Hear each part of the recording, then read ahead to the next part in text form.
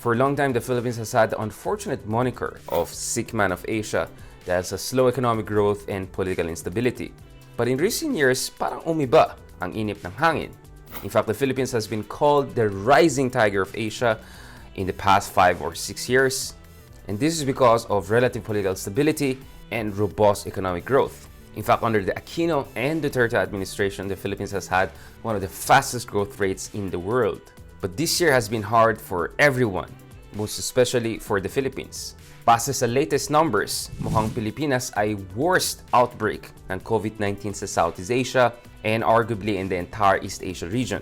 In fact, if we were to believe numbers from the Chinese government, the Philippines has a worse case of COVID-19 outbreak than China, the very origin of the COVID-19 virus. And in the entire Asia-Pacific region, the Philippines is just behind countries as large as India, Pakistan, and Bangladesh.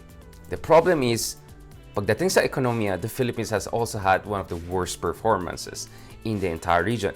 In fact, the Philippines has had the worst contraction in the second quarter of this year, the worst in Southeast Asia, and likely the worst in East Asia.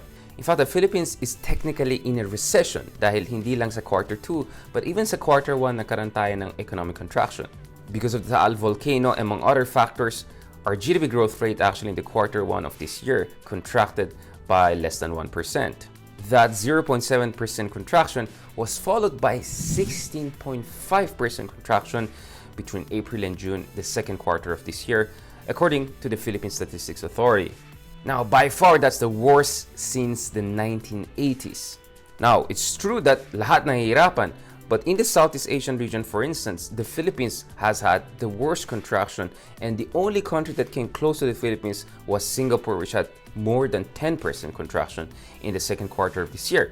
But let's not forget, Singapore is an extremely wealthy country with a per capita income more than 10 times that of the Philippines, and it's a very trade and travel dependent country. Okay, Singapore was not only affected by partial lockdown at home, but also by the very gloomy economic prospects in the world, not to mention a virtual collapse in the tourism sector.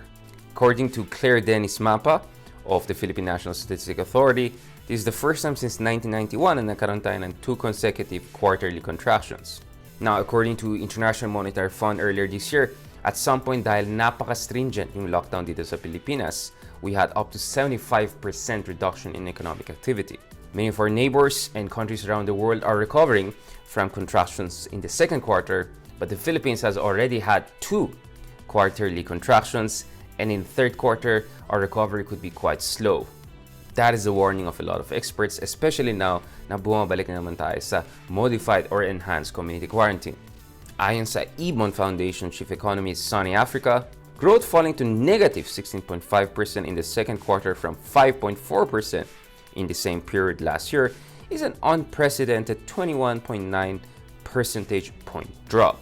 This pandemic impact is much worse than it should be because of the Duterte administration's slow, poor, and incompetent pandemic response.